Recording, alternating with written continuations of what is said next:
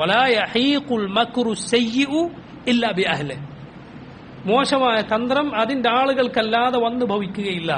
മുഹമ്മദ് ഇബ്നു കഅബ് അൽ ഖുറദി എന്നു പേരുള്ള മഹാനായ താബിഈ, അദ്ദേഹത്തിന്റെ ഒരു വാചകം ഈ ആയത്തിന്റെ തഫ്സീറിൽ ഇമാം ഇബ്നു കസീർ ഉദ്ധരിച്ചത് കാണാം. എന്താണ് അദ്ദേഹം പറഞ്ഞു? സലാസുൻ, 3 കാര്യങ്ങൾ മൻ ഫഅലഹുന്ന, ആരെങ്കിലും ചെയ്താൽ ലം യൻജു ഹത്താ യൻസില ബിഹി, അവൻ രക്ഷപ്പെടുകയില്ല. അത് 3ഉം അവന് വന്ന് ബാധിച്ചിട്ടല്ലാതെ.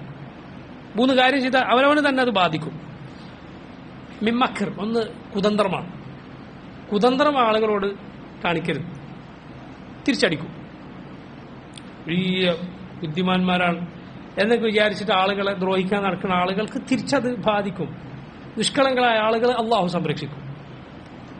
അങ്ങനെ കുതന്ത്രവും കാര്യങ്ങളൊന്നും അറിയാത്ത നിഷ്കളങ്കരായ ആളുകൾ, അവർക്ക് കാവലായി അവരുടെ റബ്ബുണ്ട്. ഇവനവന്റെ ബുദ്ധിയുമായി അതിൽ തവക്കുലാക്കിയിട്ടാണ് നടക്കുന്നത്. അവന്റെ കാലിന്റെ ബുദ്ധിയിൽ തവക്കുലാക്കിയിട്ടാണ് അവൻ നടക്കുന്നത്. പക്ഷെ അത് അവന് ദുരന്തമായി ഭവിക്കും. ഔ ബഗി, രണ്ടാമത്തെ ബഗി, ജനങ്ങൾ അന്യായമായി ദ്രോഹിക്കുക. വാക്കുകൊണ്ടോ പ്രവർത്തികൾ ആളുകളെ അന്യായമായി ദ്രോഹിച്ചാൽ തിരിച്ചടിക്കും. ഔ നക്സ്, നക്സ് എന്നാൽ എന്താ? പറഞ്ഞ വാക്ക് ലംഘിക്കുക. എന്നിട്ട് ഇത് 3നും അദ്ദേഹം ഖുർആനിൽ നിന്ന് ആയത്ത് തെളിവ് പറഞ്ഞു. ഒന്നെന്താണ്? ഒന്ന് ഈ ആയത്താണ്, വലാ യഹീഖുൽ മക്റു സയ്യിഉ ഇല്ലാ ബിഅഹ്ലിഹി. 2, ഇന്നമാ ബഗിയുക്കും അലാ അൻഫുസിക്കും, നിങ്ങളുടെ അതിക്രമം നിങ്ങൾക്ക് നേരെ തന്നെയാണ് വരിക. സൂറത്ത് യൂനുസിൽ ആയത്താണ്. മറ്റൊന്ന് സൂറത്തുൽ ഫത്ഹിൽ ആയത്താണ്, ഫമൻ നകസ ഫഇന്നമാ യൻകുസു അലാ നഫ്സിഹി.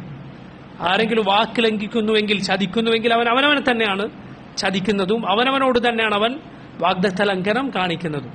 നോക്കൂ, അതിക്രമം, വാക്ക് പാലിക്കാതെ പറ്റിക്കുക, കുതന്ത്രം പ്രയോഗിക്കുക, ഇതൊക്കെ അവനവന് തിരിച്ചടിക്കുന്ന കാര്യം. ദുനിയാവിൽ തന്നെ ഇങ്ങനെയുള്ള ആളുകൾക്ക് അത് ബാധിക്കുന്നതാണ്. അതുകൊണ്ട് മനസ്സ് നന്നാക്കുക, അള്ളാഹുവിന് വേണ്ടി ജീവിക്കുക, ജനങ്ങളെ ദ്രോഹിക്കാതിരിക്കുക. എങ്കിൽ റബ്ബ് സുബ്ഹാനഹു വതആല സലാമത്ത് നൽകും. ഈ വലിയ കൗശലവും ബുദ്ധിയും അങ്ങനത്തെ കുതന്ത്രവും ഒന്നും ഇല്ലാത്ത ആളാണ് എങ്കിലും റബ്ബിന്റെ കാവലുണ്ടാകും. എത്രയോ നിഷ്കളങ്കരായ ആളുകളെ, പാവങ്ങളെ കണ്ടിട്ടില്ലേ? അവരോട് സംസാരിച്ച് നമുക്ക് തോന്നി ഇവനൊക്കെ ആർക്കും പറ്റിക്കുക, അത്രയും പാവമാണെന്ന് തോന്നും. പക്ഷെ അള്ളാഹുവിന്റെ കാവലിൽ അവരിങ്ങനെ ജീവിച്ചു പോകുന്നുണ്ടാവും. അവരുടെ സമ്പത്തും അവരുടെ കാര്യങ്ങളൊക്കെ റബ്ബ് സംരക്ഷിക്കുന്നുണ്ടാവും. അതുകൊണ്ട് നമ്മൾ എന്ത് ചെയ്യുക? മനസ്സ് നന്നാക്കുകയും ഒരിക്കലും ജനങ്ങളെ ദ്രോഹിക്കാതിരിക്കുകയും ചെയ്യുക.